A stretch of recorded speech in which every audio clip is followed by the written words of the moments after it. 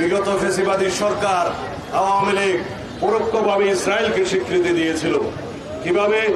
তারা বাংলাদেশের পাসপোর্টে ইসরায়েল ব্যতীত সকল রাষ্ট্র গমনের যে নির্দেশনা ছিল সেখান থেকে ইসরায়েল শব্দটি রিমুভ করে দিয়েছিলেন, প্রত্যাহার করে নিয়েছিলেন। তার মানে দাঁড়ায় তারা ইসরায়েলকে স্বীকৃতি দিয়েছিল, অথচ তারা বাংলাদেশের মুসলমানদের পক্ষে, সারা পৃথিবীর মুসলমানদের পক্ষে মায়া কান্নাও কান্ত।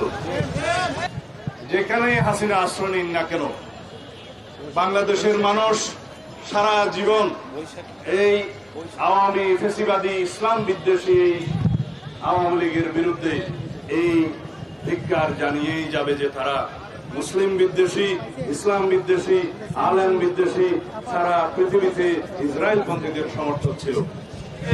লক্ষ লক্ষ ফিলিস্তিনি ভাই ও বোনেরা এই বর্বর আগ্রাসন এবং গণহত্যার শিকার হয়েছে।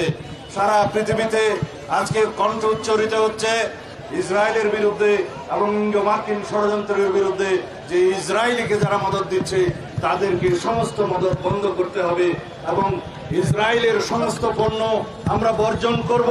তার মানে এই না যে আমরা কোনো ব্যবসায়িক প্রতিষ্ঠানে হামলা করব।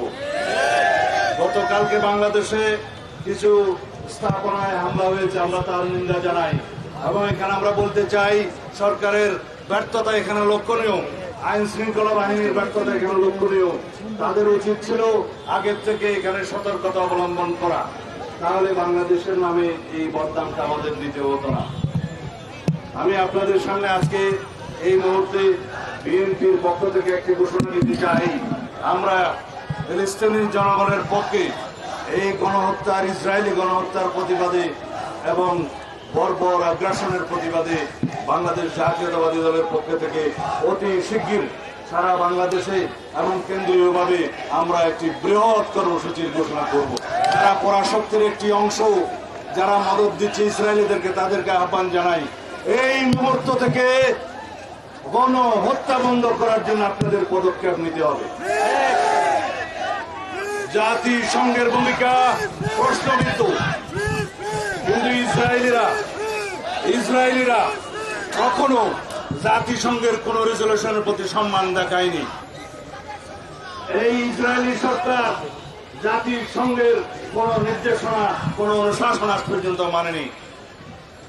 এই পরাশক্তির দুই একটা দেশ তারা সব সময় যখনই ফিলিস্তিনি মুসলমানের পক্ষে জাতিসংঘ রেজলিউশন পাশ করেছে তারা তার বিরুদ্ধে ভেটো প্রয়োগ করেছে, আপনারা সবাই জানেন। তার মানে হচ্ছে ইসরায়েলের মদতদাতা এই কয়েকটি পরাশক্তিকে তাদের ভূমিকা নিয়ে সারা বিশ্বের মানুষের কাছে জবাবদিহি করতে হবে।